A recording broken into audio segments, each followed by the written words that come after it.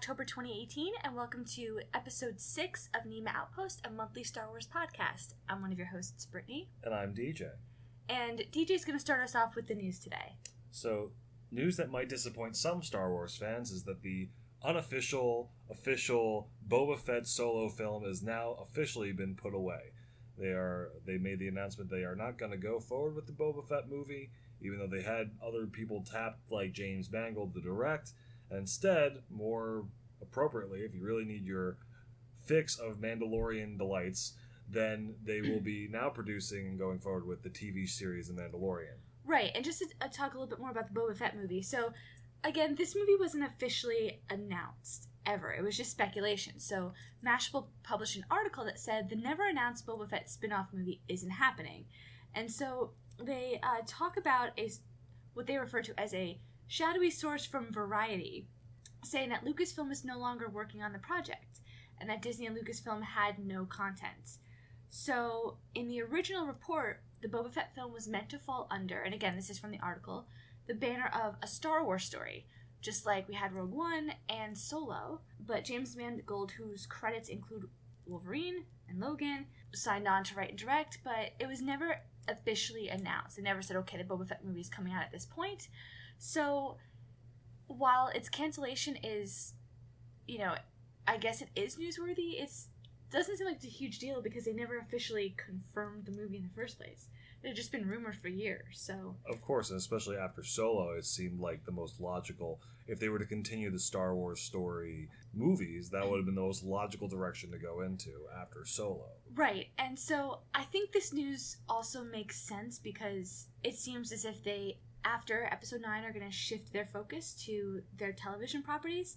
And I think, why would you want a Boba Fett movie out there if you're doing The Mandalorian? So I think that they made a conscious effort being like, look, a Boba Fett movie, just retracing a character we've already known, didn't work well for Solo, at least box office-wise. So why don't we do The Mandalorian, which kind of takes place in the same area, the same world, but, again, is different. It doesn't deal necessarily with Boba Fett, since The Mandalorian takes place after Return of the Jedi and before The Force Awakens. So, I mean, for this news for Boba Fett, it doesn't really affect me because I never liked Boba Fett, and I was never looking forward to a Boba Fett movie to begin with. I think we talked about this when we went over our Solo review, and I think it would have been neat to have a Boba Fett movie that ties in, so we got to see a little bit about, if we had to, in regards. Yeah.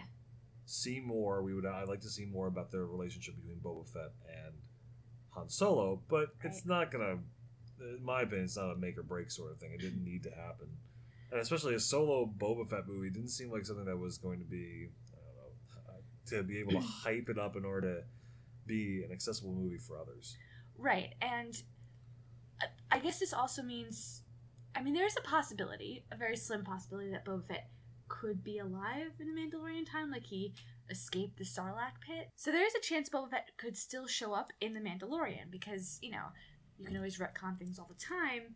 He may have made it out of the Sarlacc pit, and, given the timeline, he'd be older, but he could still show up. But I think Disney's kind of trying to move away from, after Episode 9, the familiar characters and moving towards new characters. I think this is interesting because they don't even mention the Obi-Wan movie, which was also rumored to be close to production, but never happened. Even more heavily rumored, because wasn't that one of the things they even showed as when they were talking about the future of Star Wars story movies? That was never officially announced either. Oh. It was never officially announced. It was all rumors. I think a lot of that was because Disney was kind of unsure, especially with all the production problems they were having with Solo, what they were necessarily going to do about it. So they didn't want to, I guess, commit to that. Which is a shame because, honestly, I think the Obi-Wan one was the one everyone wanted. But I don't know if you could just do a standalone Obi-Wan movie. Depends how it be done. Yeah, I would imagine a lot went on between 3 and 4. And I know the TV shows have already taken care of a giant part of that. So I guess that kind of leaves it off as, do you just recreate what you've already done on television, or do you go forward? To be honest, the TV shows, though, Rebels, from what I know, that takes place post Return of the Jedi, pre A New Hope, is just Obi-Wan's featured briefly. So there's still a large gap there, but they could always fill that in with comics and supplemental material. Unless it's super important, we don't really need to see it on screen. Right. So this Boba Fett news kind of shifts us over to the Mandalorian. So the Mandalorian is going to be Disney's first live-action TV show, and it's also going to be on their new streaming series, or the streaming network, Disney Play. I believe it's supposed to come out in 2019, at some point in 2019. I don't think they have a set date for it yet. But the interesting thing is that production has begun, but we've gotten zero, like, real casting rumors. Like, they released a set photo of the Mandalorian, who, if you guys don't know, the Mandalore is a planet, and it's showed up in a lot of other Star Wars canon, like Clone Wars and Rebels, and that's where Boba Fett, I don't know if he's from Mandalore, but I know he wears the Mandalorian armor. So the picture of a character in the Mandalorian is wearing similar costumes. So this is what the press release says from StarWars.com. It says, production on the first Star Wars live-action streaming series has begun. After the stories of Jango and Boba Fett, another warrior emerges in the Star Wars universe.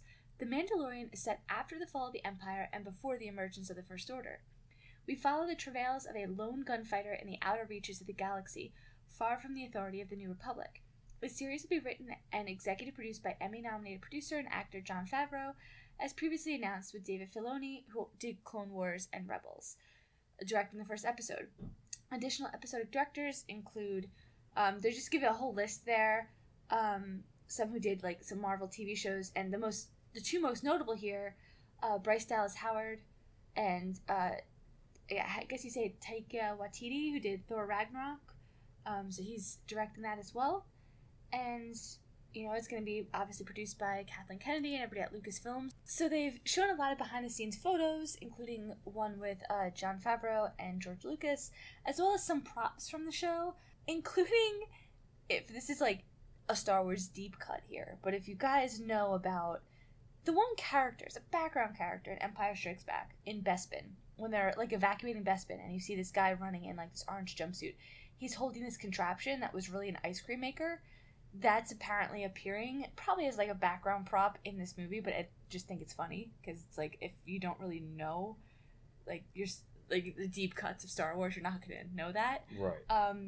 And apparently one device or one weapon appeared in the holiday special. I guess, you know, this is a way to like entice some fans into the series, but I think it... But it looks like his actual gun, if you look at the full Yeah. picture of him.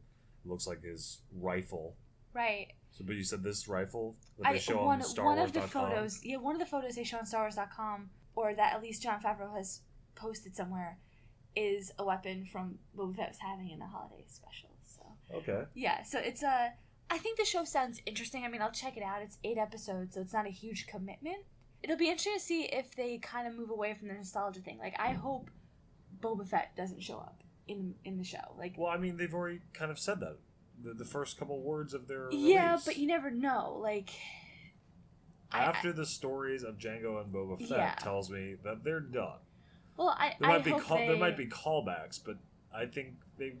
Well, I guess what I'm saying is I hope that, again, we don't have, like, characters' names or anything like that, but I hope whoever the Mandalorian is a different character from Django and Boba. It's just not this, like, unrelated completely. very Yeah. typical, like, bounty hunter with zero personality. I hope that, you know, we'll get to know him more, and that's just the nature of a TV show, is that you get to know the characters and develop them more, so I like him to be more a distinct character than Right. Boba and Django were. So, yeah, that's the first big piece of news. Now, kind of more in the joke news category, this has to be my favorite piece of Star Wars news I've heard in a while. So, in November, next month, Disney's releasing the sequel to Wreck-It Ralph, called Wreck-It Ralph 2, Ralph Breaks the Internet. And apparently, because if you've seen the trailers for it, they're referencing a lot of different Disney properties. There's Marvel stuff in there. They have all the princesses. And an article from Screen Rant reveals that they wanted to have Kylo Ren in the film. So apparently, it was first reported by IGN. The co-director of the film, Rich Moore, explained this. He said, "We went to Lucasfilm and said that here's what we're doing. They wanted to include a cameo of Kylo Ren acting like a spoiled child. And Lucasfilm said that, well, we prefer that you don't show him as a spoiled child. You know, he's our villain and we prefer you don't do that. So we're respectful of that." So he won't be portrayed as a spoiled child in the movie. You know, it's unclear whether Kylo's not appearing in it at all. But I just find it interesting that they're very protective of, like, how they're portraying Kylo. Because I think it's important to them that, like, they don't want us to just be like, oh, he's a spoiled brat who, you know, deserves to, quote-unquote, be killed in, like, 9. I think that they want us to have some sympathy for him, so they don't want him portrayed like that. Yeah, they clearly. Yeah, which I just think it was very funny. And, you know, Tumblr was, like, blowing up over the news, being like, we don't want to, you know, see him as a spoiled child. So, yeah, I thought that was funny news, and that it shows that, you know, Lucasfilm does sort of care. That they're very conscious of how they're portraying things, and they don't want to give too many things away. And they already know Kylo is very divisive with the fan base, so it's like they're very protective of how they want him portrayed. Of course, but that doesn't mean there's not going to be any Star Wars references in this movie. Right. There's going to be plenty of ridiculous references, I'm sure, because Disney needs to showcase all their properties in this movie, since it's about the internet. Yeah, it is about the internet, so, I mean, it makes sense. Like, there's a still from the movie here. They have Star Wars, Muppets, Marvel. They have a whole section of Disney animation where they show all different stuff of Marvel. Oh, look, you see R2 there, so yeah. Yeah, R2, TIE Fighter, excuse me, no TIE Fighters. X-Wings. Millennium Falcon. And Death Star. Yeah. In addition to some other things if you really want to look closely, but they also have Marvel, Pixar, Muppet Show, all Disney stuff, so they're really going to push the yeah, so, you know, here. We'll be seeing at least some Star Wars stuff on screen next month, even if we had to wait more than a year for brand new Star Wars content. Alright, so moving on, it always seems like every day or every week there's a new leak claiming that they know the Star Wars, or the title for Episode 9. And so, express.co.uk, which is kind of suspicious in a way with their own reporting. Like, they never seem to get it quite right. Published this article like a week or so ago, and it said that they have a rumor for the episode 9 title. So they said that the title A New Order has been a really popular rumor recently, and a new leak apparently claims that the title is going to be The Order of Ren, which, I mean, you got the word order in there, so I'd be very surprised if order doesn't appear in some way, shape, or form in the title. But this is according to the article what the leak says. So the leak says, J.J. Abrams has been going through some rewrites and some script rewrites. Titles were suggested for Episode 9. One of these, and take it with a pinch of salt, was Star Wars Order of Ren. One of them. So this is something being talking about now. It's a huge rumor about J.J. Abrams and the shift with the script and adjustments. There's been lots of talk that the movie will be either called Order of Ren or was going to be called Order of Ren. So I think honestly the biggest news here for me, and we're going to get into that a little bit later, is the fact that they're doing some significant rewrites on this movie.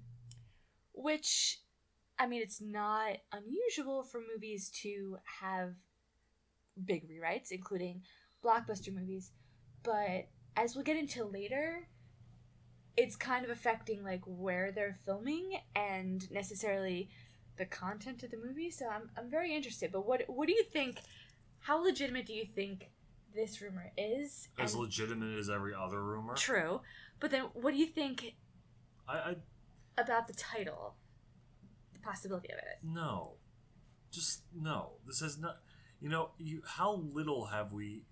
This is going to be the finale. So we're not going to have too many items that are introduced to us here. Or at least we shouldn't. Right. Really, we should be taking with what we have so far. Mm-hmm. I mean, we already know that Lando is going to be new, but it's still old.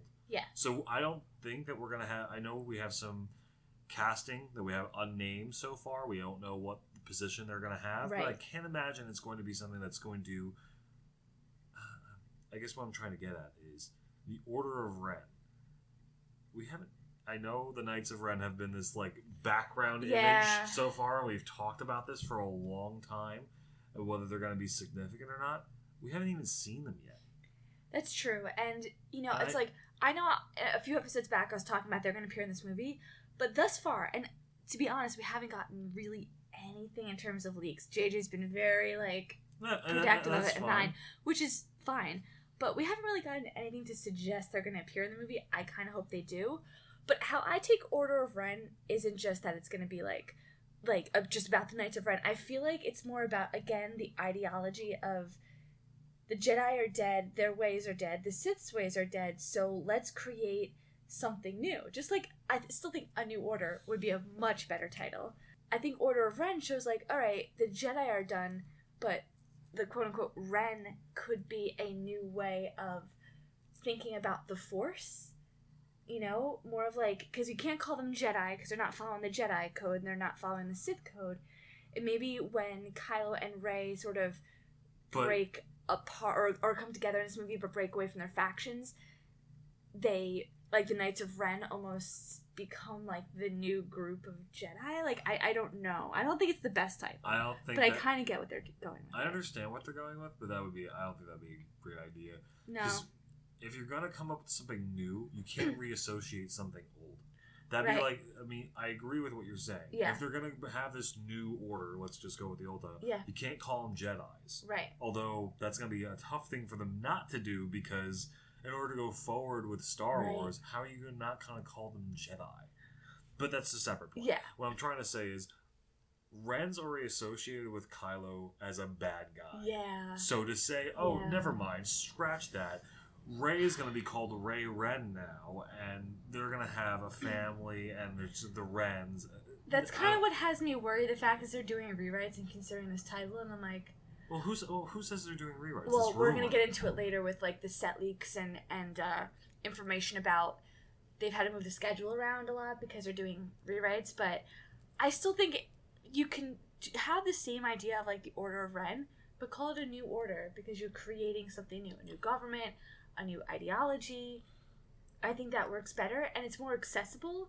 I almost feel like in a way, you don't want it to get what I call too Star Trek-y with its titles. Like, Yeah. too Star Trek-y is like very specific things that only like fans of the series will know. Right. No, I agree with that. And calling it Order of Ren doesn't lead to any curiosity. Like, for example, Star Trek 3 was, you know, Search for Spock. If you didn't know Star Trek and you know who Spock was, it's not a very accessible title, being like, who's Spock? Like, now I have to kind of catch up on the series. I mean, to be honest, if you're jumping into Star Wars in Episode 9, you have a lot of catching up to do. But, of course. you know, aside from, like, Return of the Jedi and The Last Jedi, I feel like the titles are very kind of accessible in a way. But, yeah, Order of Ren, if the Knights of Ren were established a little more these past two movies, it could work. But they haven't. But because they're completely unestablished, I don't know how good of a title that would be. But that tells me if this rumor does hold water, which we don't know. Doesn't? I'll tell you no. And JJ's doing rewrites. This could hint at the fact the Knights of Ren are going to be in it. He said in the past he likes the Knights of Ren. He wanted to do a spin-off movie of the Knights of Ren. Right. But, okay, if he wanted to do a spin-off movie of the Knights of Ren, there's clearly so much that to put it in this movie is not the place to do it. No, Because if JJ had his chance in my mind. Yeah. If he really liked the Knights of Ren, the time to introduce them was Force Awakens. Okay, but where in the plot would you have put the Knights of Ren? They didn't have a place. That's what I'm saying. Yeah, but I'm saying like, well, okay, so they were very briefly in that movie. They were in that movie. Are you sure that was them? That was the Knights of Ren. You're if sure you look about at the art book, that's the Knights of Ren. Okay. So they were very briefly in the Forceback vision that Rey had, which that vision, we still don't know when that exact scene of that on the beach takes place. So, I mean, I know there's been a lot of changes, but people think that could be in the future. So it's hinting that they appear in the future with Kylo. But, that very well could be. But also, he's wearing the mask at that point, and as far as we know now, that mask is going to be done. Right. So, again, you could play with things in that Forceback because it doesn't all appear like she sees Kylo in the forest with the mask on, but they meet at the end with the mask off. So things are slightly different. Also, she never saw him as a child. Right. So that I really wish that was the case. Yeah. But that's a completely different discussion. But that just would have made things so much clearer. But anyways, that's just one of the kind of the titles being thrown around. It's really unclear when we're gonna get a title. I'm still estimating like they finished filming in February, so like January, February, March at the latest, because celebrations in April, and they're gonna want to actually call the panel something, because if they're going to debut the trailer in April, Why you already want to have the title released at that point. Why couldn't you do both? Because I feel like it helps build hype and momentum for it a little bit if you spread those out, as opposed to like, here's the title and the trailer, boom. Like, it doesn't really work like that, you know? Yeah, I see what you're saying. You want to space out your promo material. Yeah, give us the title, time to speculate on that, and then you hop into... Because I feel like at Celebration they reveal so much, like, new character details that throw in the title, the trailer, and all this stuff is just so much. So you want to spread it out a bit. So at least a month beforehand, you're saying? At the latest, I'd say so, yeah. I mean, I mean, didn't we hear rumors, or did we discuss this last time about how they were talking about the title being released during the Super Bowl? No, that's the trailer. So they're saying that the teaser trailer and title will be revealed in a Super Bowl TV spot, which... Okay, yeah, I get they did that with Solo, but that was very different. Solo came out in May, Super Bowl was in February. They hadn't had a Solo trailer released yet. Where else were they going to release it? Okay? And I think that movie needed eyes. Yeah, it needed the eyes on it. In this one. And there was no Celebration this year either. That's also true. I forgot about that. So, they had no other way to get that big push. And honestly, for a movie that's going to be touted or promoted as the last film in the Skywalker saga... You're not going to just have it thrown in as like a 30-minute spot and then watch the trailer here, you know? It's like you want that to be a news story on its own, not lost in the shuffle of other trailers. It's hard, and especially for the Super Bowl, it's hard to take the momentum away from the game. And as much as the Solo trailer was really cool, I mean, you still had the game and people were paying attention to the game first, then the trailer second. And that's not what you want. Right. And honestly, if Disney's going to use those spot wisely... They're gonna throw Marvel stuff in there because you got Captain Marvel March, and then Infinity War in like end of April, May. So you're gonna probably use that to show at least modified versions. And I feel like Marvel. That is definitely more towards today's culture rather than Star Wars, unfortunately. Right. So that is definitely more the push. Because unlike, Marvel doesn't have their own convention where, like, for their own things. Whereas like, okay. Star Wars is going to have, in April, prior to Infinity War coming out, they're going to have Star Wars Celebration. Why not just, release the trailer there? Give us the title earlier on, like a month or so beforehand. Get us speculating about it, and then you have this whole convention just dedicated to Star Wars and just dedicated to, the trailer, and let it be a news story on its own and start building momentum for that movie. Without it getting lost in the shuffle of like the Marvel films and other films coming out. So I think I think honestly we'll get something in the new year all about that. Alright, so now we're moving on to kind of our bigger Star Wars Episode 9 speculation section, which seems to be like a running thing now in our show. But so we haven't really gotten a whole lot of real information about the movie at all. A lot of it just has been all leaks, and the only actors we've actually seen leaks of have been John Boyega and Oscar Isaac. But we actually just got some more like location information. So MakingStarWars.net, which is, pretty much very reliable, just posted an article about a week or so ago that talking about how John Boyega is heading to Jordan for Star Wars Episode 9. So they're actually filming in Jordan. And there was photos taken there, and they were making kind of the rounds a while back. Because it was speculation whether or not, Jeddah or Jakku or even Tatooine are going to reappear in this movie. Because Jordan was used as the set for Jeddah in Rogue One. But, it could also, it's a sandy area. It could also be, Jakku, even though it's Abu Dhabi. And what's kind of giving fuel to this rumor is that Daisy Ridley or someone who looks like her was seen getting a tour of, the set around there. So people are kind of unsure of what's going to appear in this movie. Is it going to be Jakku? Or is Jeddah somehow, the remnants at least of Jeddah, going to make an appearance? And why I'm saying it's Jeddah is because there's a lot of like rocky mountainous area in the background, which thus far we haven't seen on Jakku. Doesn't mean it doesn't exist on Jakku, but it looks more like Jeddah to me from Rogue One than it does Jakku. From what we've seen in Rogue One, I would agree.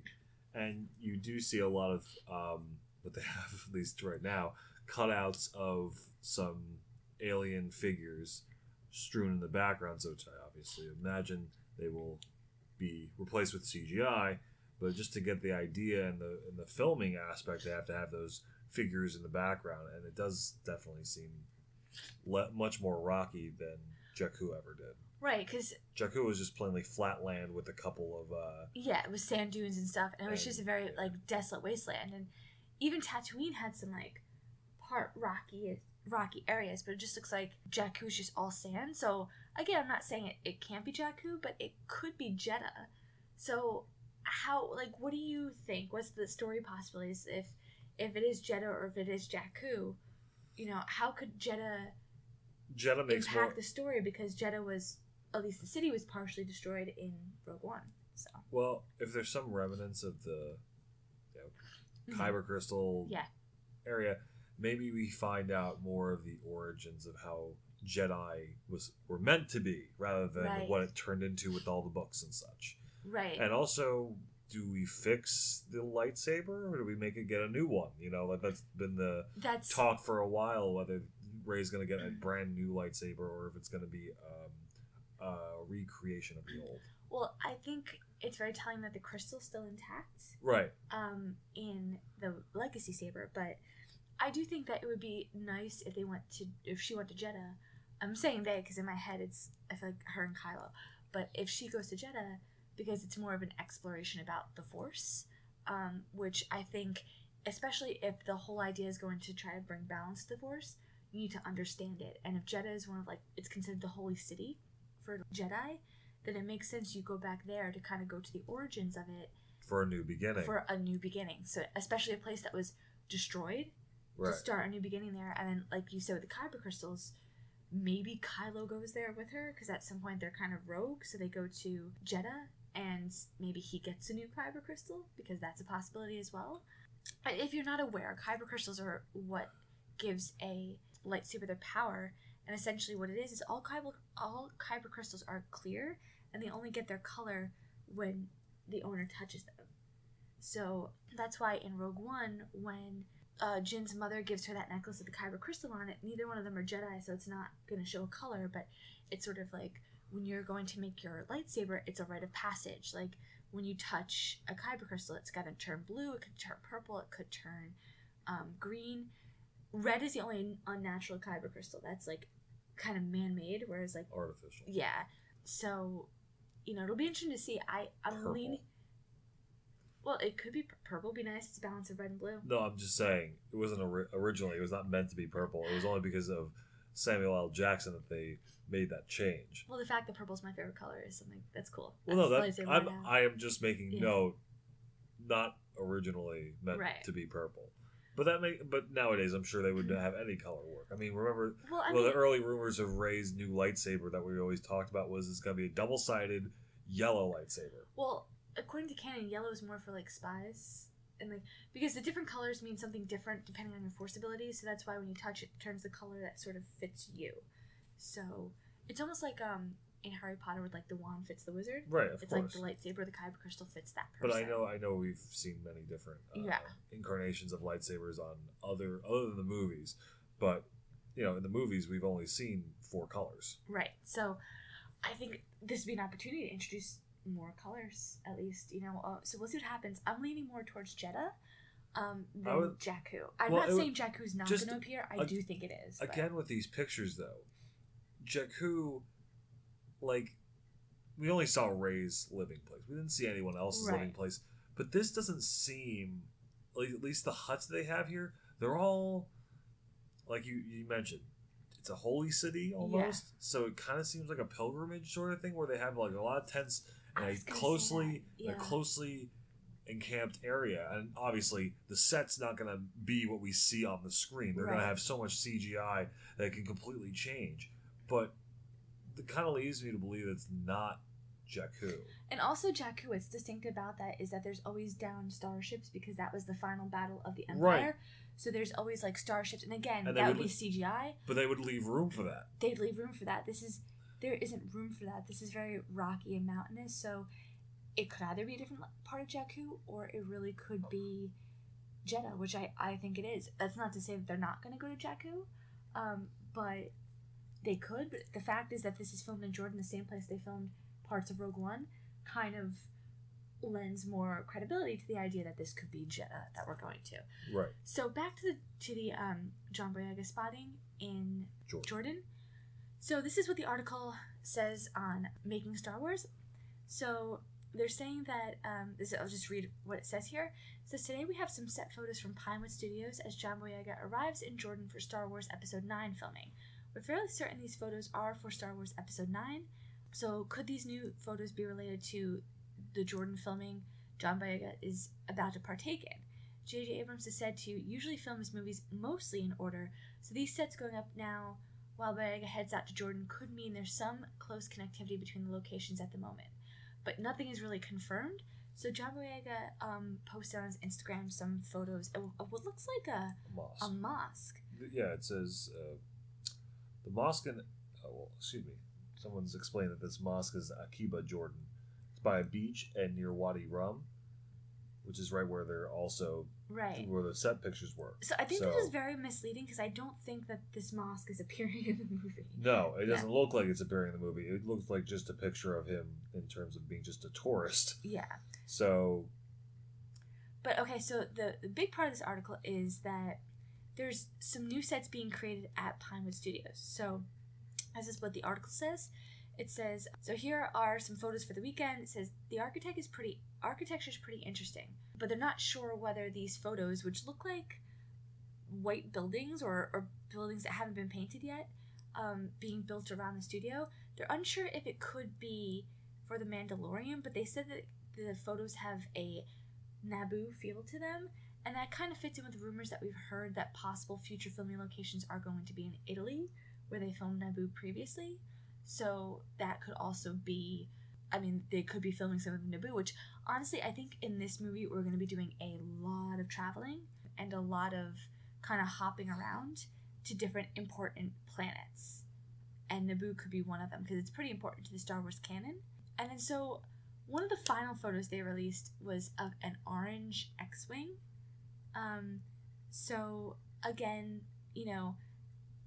I don't think this is something that would appear in The Mandalorian. So I definitely think it's, especially since this is at Black Park, where we previously reported that there was Star Wars shooting going on, there's been pretty good photos of an orange X-Wing appearing. So people have speculated that this could be Poe's new X-Wing, since his black X-Wing was blown up in The Last Jedi. Right. So, there's really nothing in these photos that, give away or hint at any plot details, but an orange X-Wing's pretty distinctive. Right. Agreed. So, who knows? It could be Poe's, because honestly, at this point, the only actors we've seen filming have been Finn and Poe. But orange, I'm not sure. I've seen a lot of different things that are orange on these pictures. That could just be used as a color to make easier modifications to it. CGI. It could. Because the X-Wing picture isn't complete. The X-Wing doesn't have its wings. Well, the wings are going to definitely be CGI. Right. That'd be too much to build. Right. Agreed. But I'm just saying, the main body's still there, so... Yeah. I think it's probably orange. But it looks more like a rusted color than actual orange. Well... Because look, the tip of it is not orange. Right. Up to the cockpit, and then everything... Well, this could just be light, too. So the photo is not the best quality photo. No, it's clearly like some sky photo here. But this looks to be more rust than this. Yeah. Well, what this could also be is that people have speculated that Endor is going to appear in this movie, and maybe they find, because again, the Rebels, old X-Wings. Yeah, the Resistance at this point doesn't have a lot of people, so they might be going back to old Resistance bases to gather up whatever they have. So this could be and that would kind of also explain why there's no wings there. Right. It's this is an old X-Wing. They were just able to make parts out of it. Yeah, and so they're able to use it. So that could also be it. The Rebels are on the run. They're going or the Resistance is on the run. They're going back to where the Rebellion used to be, and sort of mining pieces from there and trying to recruit other people to their cause. Well, they're almost being chased around, I feel by the First Order. So yes, that could also be speculation for it as well. They better make sure that the Wicket's there so they can recruit him to the team again, and he might be the saving grace. Oh my God, can you imagine if Wicket and Ewoks appear in this movie again? How much the fandom will lose their mind if the Ewoks are there in a good way or in a bad way? Okay. They'll lose their mind in a bad way. So, just like if they do go back to Naboo and a certain Gungan appears. Do you think people would lose their mind in like a horrific way over that, or would they just be like, they hate Jar Jar? But that's not true, because some people say the prequels are better than this one. Yeah, well, I'm not... Would they be excited to see their old friend Jar Jar back? I don't know anybody who likes Jar Jar. The internet trolls do. Like, I doubt Jar Jar would be alive at this point, but you don't know. You don't know what a Gungan's lifespan True. is. True. Especially that clumsy Gungan. True. I mean, let's see, at this point, so... Delophagus. It's been how many years, canonically, since Phantom Menace? So it was like, okay, Anakin was... Let's figure out the math here. So let's just say, like, how old do you think Jar Jar was in Phantom Menace? But the thing is, they're an alien species. It doesn't even matter. Let's say he was, like, a teenager, right? Because he kind of acted kiddish. No, he was a burnout. He's definitely, like, 22 years old. Okay, so let's say he was 20, right? Sure. So then there's a 10-year gap between that and Attack of the Clones, so he's 30. Okay. Then another 3 years of The Revenge of the Sith, so 33. Then there's 20 years between that and New Hope, so he's 55. Or 53. Okay. And then, by the time, so let's just say he's, like, 55 by the end of Return of the Jedi. Sure. And then there's 30 years between that and A New Hope. So he's in his 80s at this point. But it doesn't matter. He's a Gungan. He's not a human being. True. I'm just saying. And even 85. I mean, Billy D. Williams looks like he's 85. True. I really hope, like, my one fear is that I don't want this to be Cameo the movie, and it's like if they're going to all these planets being like, Wicket, Jar Jar. Like, you know, like... Well, if they did that and they didn't go back to Tatooine to say hi to some Jawas, I'd be very disappointed. But that's not the point. I don't think Tatooine... No, I would... ...is going to appear I hope they don't. Yeah. Because it already sounds like they're jumping a lot of places. They don't need to jump to Tatooine just to get some blue milk and leave. Like, I don't mind... Although that would be really stupid. I don't... Oh, I'm so thirsty. Let's stop by. Okay. We got the blue milk. The moisture farm is still there and everything. The moisture farm is still there. It's still producing blue milk. I would be okay with them going back to Naboo. I think that'd be cool. I honestly, I'm going to say this now, putting this out there, they're going back to Mustafar. I am still holding out hope we are going to see Vader's castle appear, because that was the rumor for so long, and they pretty much said when they made Rogue One, we'll see the castle again. So, it didn't appear in Last Jedi, but if Kylo's going to be Supreme Leader of the Galaxy, it makes sense to have some sort of, like, headquarters, for a little bit at least, in Mustafar. It would also be very poetic if he was redeemed on Mustafar, where Anakin became Vader. Listen, he becomes Ben Solo. You could have them both go to their place of origin, and by place of origin, I mean Kylo goes back to Mustafar and she goes back to Jakku. Yeah. Which I guess sort of makes sense, but that kind of really resets things, and I don't like that idea.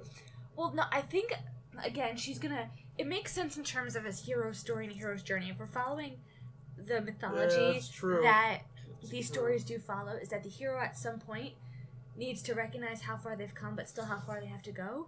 So Rey returning to Jakku, it's like I can almost see the scene.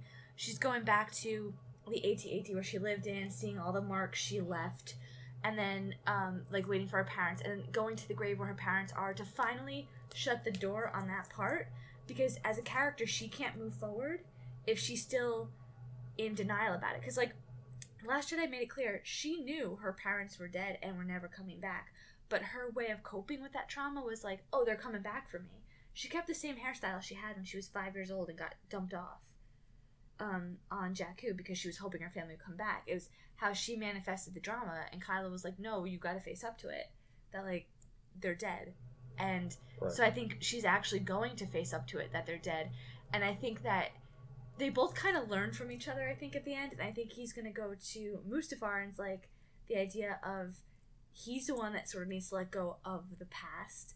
But I think it'd be poetic, like, in that fiery area where, like, Anakin fell, became Vader, rise from the ashes would be like... He didn't become Vader there. Yes, he did. He physically became Vader. Physically, but that's not the point. That was the end of his transformation. He ceased being Anakin Skywalker there, and he truly became Darth Vader. Okay, what would be even more poetic is if the final battle or confrontation was in Mustafar. Because if you think hold on.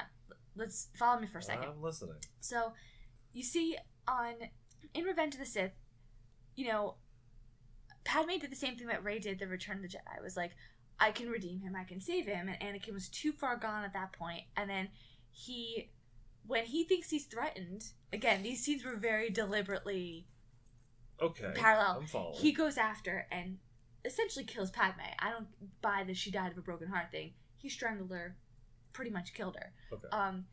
And, you know, a similar scene happened in The Last Jedi, but Kylo didn't attack her. She went after him.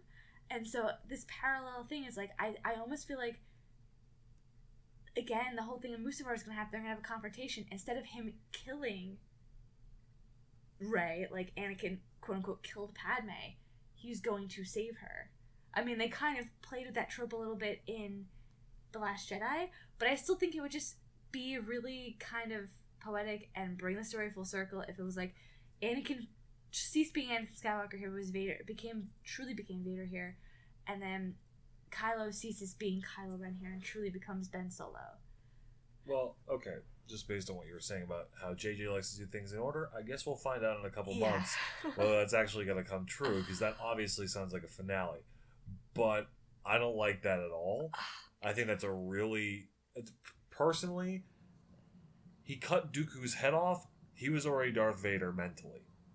Yeah, but there was still conflict in him. No, there wasn't. It was done at that point. Symbolically, story-wise, he ceases being Anakin Skywalker.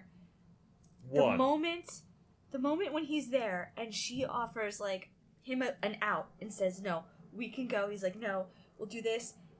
The moment someone opposed him, he thought she betrayed him.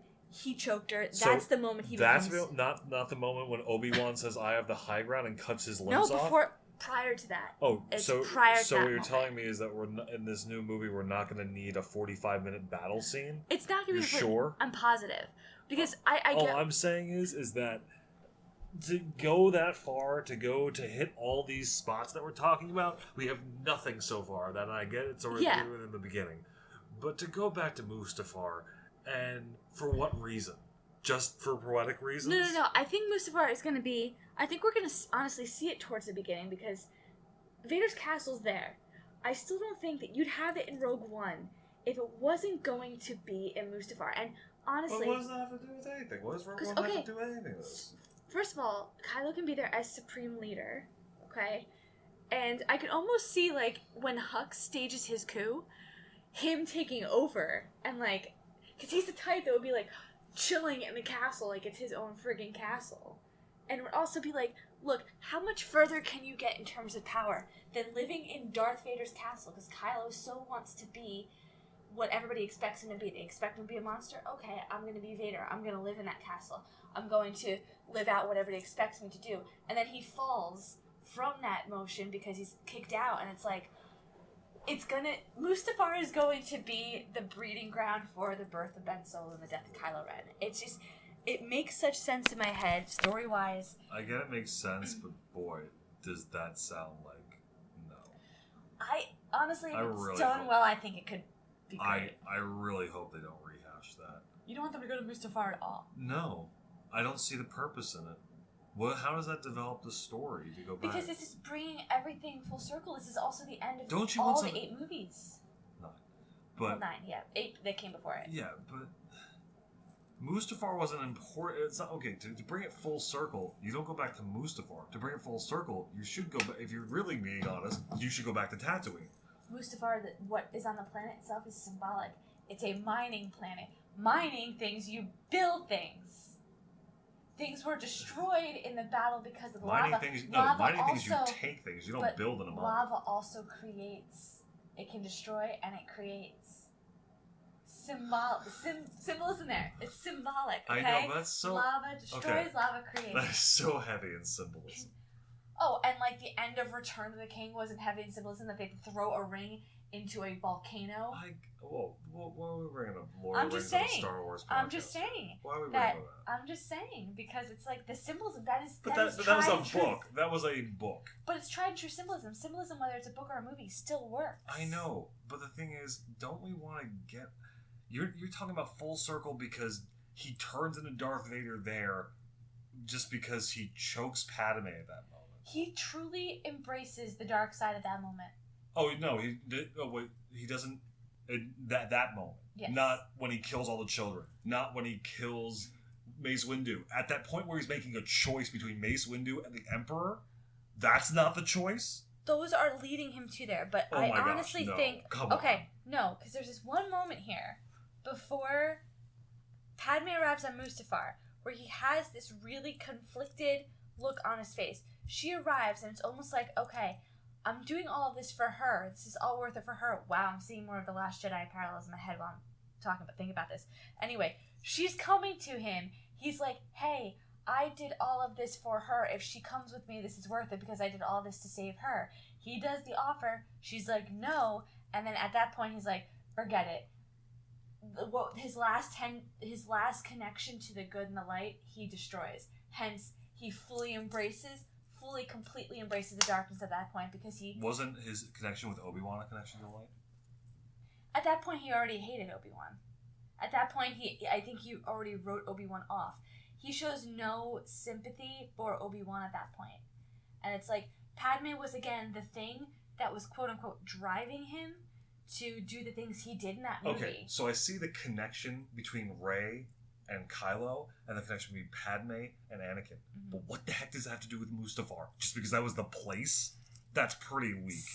Places are symbolic. Oh, come on.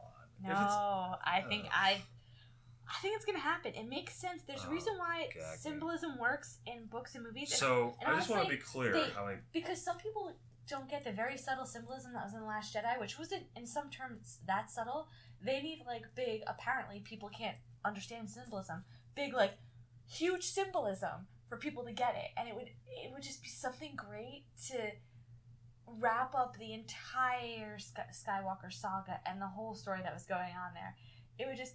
You go to a lava planet, because lava can destroy it, also can create something new, which this movie is going to create, or bring balance, or create something new, a new order, something along those lines.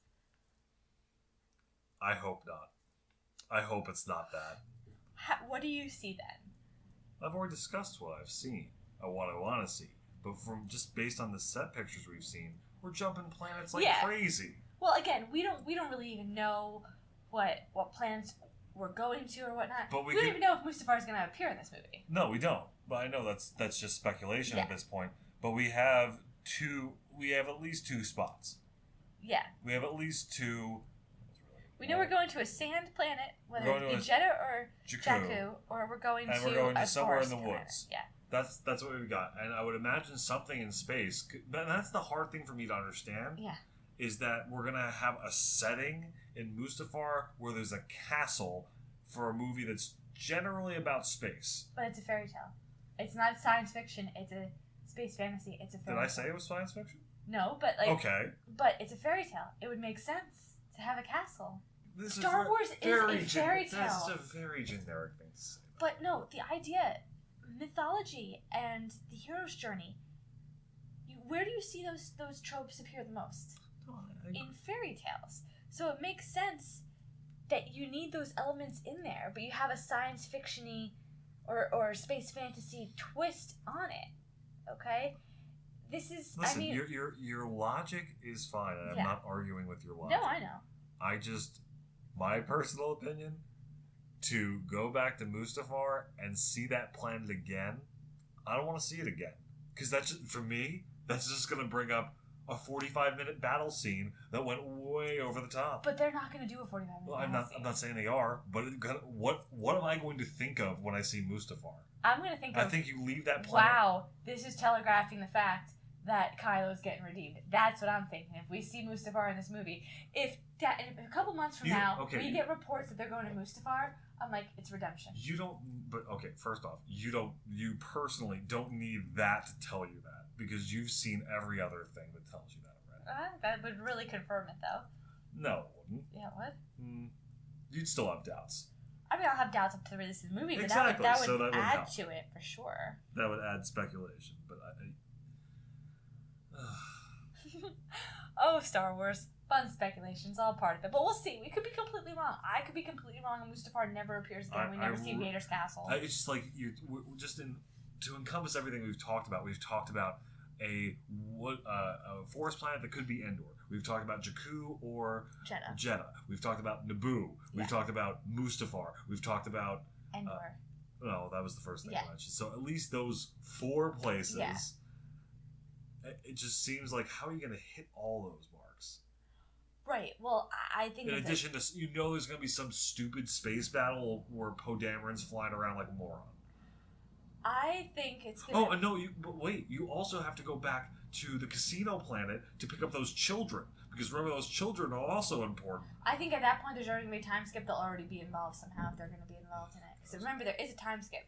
So a lot of these could also just be like... But how long of a time skip are we talking about? We don't know at this point. Exactly, but how are these children going to get off that planet? If it's a 6-month to a year time skip. How are these children just magically get off? They're slave children. Right, and so they fight. That's what the Resistance does. They fight for the injustices of They're the children, galaxy. and they're going to go after... No, the Resistance will go because Rey and Finn... There's like 2 people in the Resistance. Rose and Finn, no, they're there. There's more than 2 people in the Resistance. So Rey and Finn are going to go back to the casino. Rose and Finn. Yeah, you're right. I'm sorry. Rose and Finn are going to say, sorry, I know we got important business, but there's like 5 children here that okay, you're telling me that they're not going to try and recruit... I know it's going to... Okay, you don't want Mustafar in the movie. What would really kind of be super ultra cheesy, but I can see them doing, is we're going to recruit children to the cause because children are the future, so we're going to go get them. Yeah. Boy, that doesn't help you at all. That's what I'm saying. But I could see that happening. Well, I mean, that would also make sense, though, in your whole circle of life idea, because we need to have children to redeem Anakin for killing all the children. Oh, don't worry. There will be children in this movie. At the end of this movie. At the end of this movie. That's different, though. I'm not. I want children that don't talk in my movies. That's the preferred way for children to be in movies. I'm still Stop saying, talking. I think those children are gonna be in it. God, I hope not. God, I hope I don't know how I feel about it. That ending did not make me happy at all to see a child do the. I saw in my mind's eye that he just like tapped the broom with his foot and it came to him. I'm like, okay, that's fine. And then I looked at more closely. I'm like, no, he didn't do that. He force grabbed it. To be honest, at that point, I missed that the first time because I was so... The first time I ever saw it, I was so wrapped up in just what just happened between my 2 favorites that I was like, the rest of the movie was just a blur for me. So I was... I mean, we'll see. We have really nothing to go on here, so we're just speculating, but like I said, we could be wrong. I'm not married to the idea of Mustafar, but I'm just saying... I'm divorced from the idea of Mustafar. Please don't bring me back to that godforsaken planet. As a writer who studies story structure and tropes and just literary devices and symbolism, it makes a lot of sense to me. That's all I'm saying. But like, okay, do we have time to discuss it? What do you think the state of Vader's castle has been in since episode 6? I mean, did he even use it? How often was he using it? I think he was using it. I think it appears in the comics. I think he's using it well. I think maybe in episode 6, I mean, this is where the Knights of Ren could be hanging. And chilling there. They've been chilling there the entire... They've just been laying on, down. like, plush couches. Couches, just... Oh, that lava flow is beautiful. I wonder when Kylo's going to come to do anything. To be honest, let's not forget there's, like, a 2-day gap between Force Awakens and The Last Jedi. No, you're right. So he could have, the day before The Force Awakens, been at the castle, and then, like, after when he becomes Supreme Leader, that day, be like, I'm going to Mustafar to the castle. I'd be really worried. And I could just see them almost being like, hey, you're Supreme Leader, like, having a party, and he's just moping, being like, I lost the girl. He's got neon signs on the wall that says Budweiser. He's just like... He's got a ping pong table. Are you kidding me? No. He's got, like, nothing. He's got no style. It's all black. It's all very much... He's got a letter from his mother when he was 6 years old. He's got his calligraphy set. Ben Solo has his calligraphy set somewhere there. Yeah. Because that's the thing. Ben Solo has a calligraphy set. You could see it in The Last Jedi very briefly in his hut before Luke tries to kill him. He studied calligraphy.